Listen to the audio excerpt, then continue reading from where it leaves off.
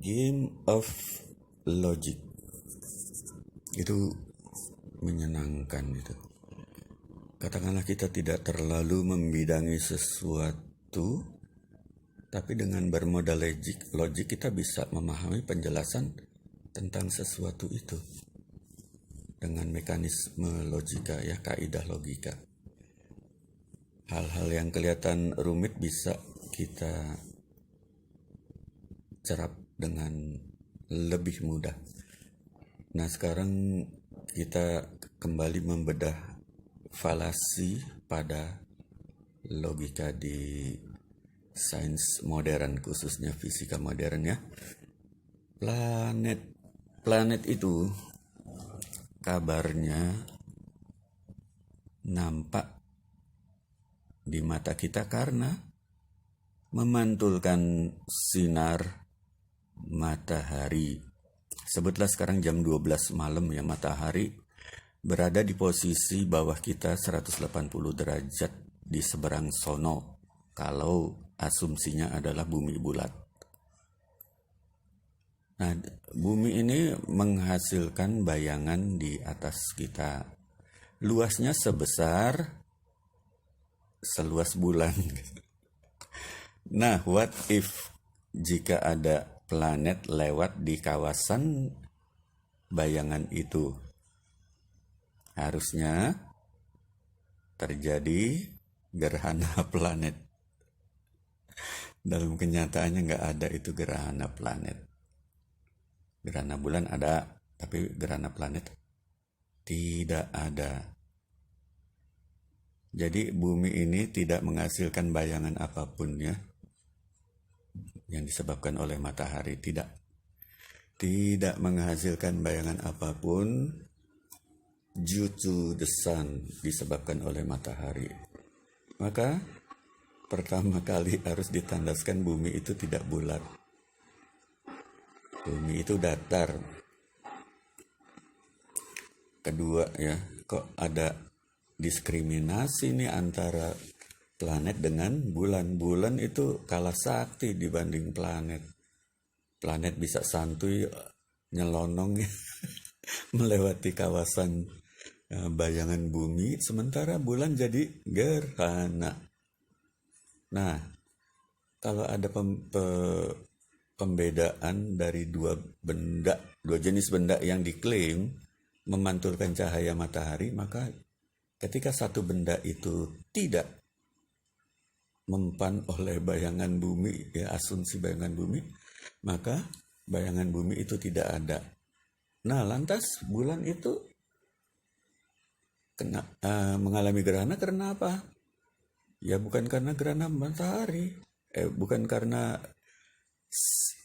bayangan bumi. Dalam kitab suci umat Hindu, Weda, ya, itu disebut ada benda langit yang bernama Rahu yang menutupi bulan ketika gerhana. Nah, itu duduk perkaranya di situ. Tapi yang pasti, karena bumi ini tidak menciptakan bayangan apapun disebabkan oleh sinar matahari, ya, maka bumi ini tidak bulat. Bumi ini datar. Dan asumsi bahwa planet dan rembulan itu memantulkan cahaya matahari juga gugur. Itu asumsi menjadi dismissed, ya, patut untuk dibuang ke museum.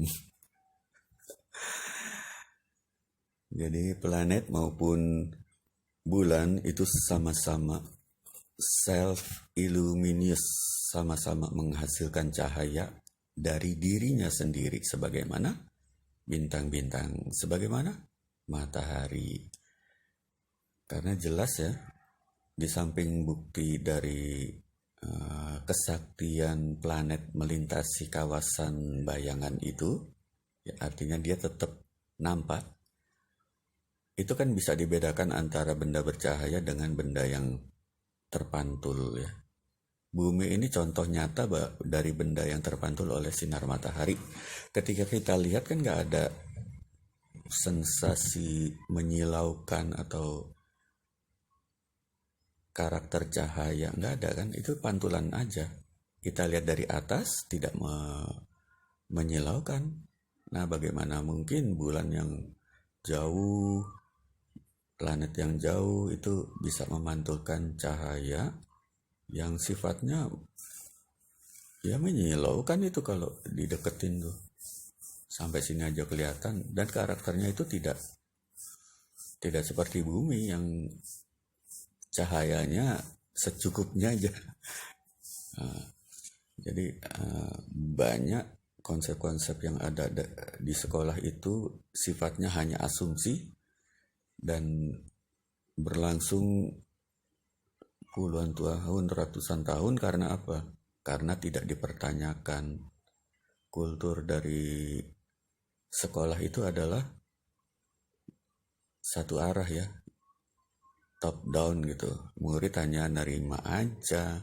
Wah, ini bahaya nih. Maka harus penuh dengan waspada atas segala info-info yang masuk ke telinga kita. Karena jika kita main terima segala sesuatu yang ada dari luar, di situ pintu penjajahan sudah mulai dimasuki oleh penjajah dengan leluasa. Maka katakan tidak terhadap penjajahan. Serajis etong.